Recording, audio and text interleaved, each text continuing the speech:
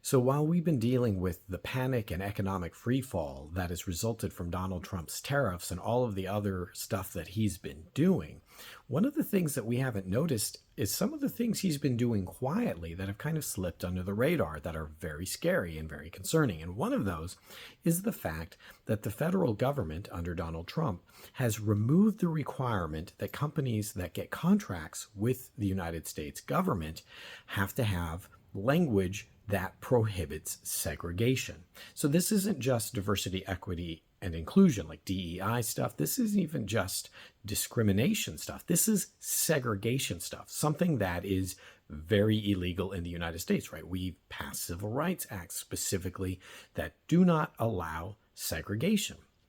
So why would the federal government remove language requiring that anyone doing business with the federal government does not engage in segregatory actions, especially given the fact that it seems like it would change nothing, right? Because it's still illegal. And you might say, well, this is just a matter of streamlining contracts. This is just part of that whole Doge saving money thing. But think about all the things that Donald Trump has been willing to do to add paperwork or to make things more difficult. For instance, like renaming the Gulf of Mexico. Like, why would you rename it? It doesn't actually change anything. It doesn't change who has access to it or any kind of business that you do. You just put people in this position of having to change all their paperwork and change their textbooks and change federal government websites. Like, why go through all of that trouble? Well, similarly, we already have these contracts. Why make everyone change their contracts so that they no longer require that they don't engage in segregation? And that's not the only thing similar to this.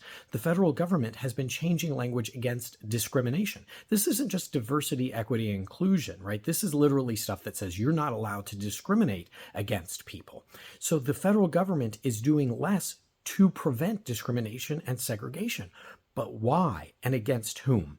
And so in my next longer video, I'm going to do a deep dive. I'm still doing some research into who's going to be most impacted by this and what reasons would they have for changing things that still remain illegal anyways. And I think you're going to find that it's very scary. So if this kind of stuff interests you, please do subscribe and you'll see some more research coming out pretty soon about that.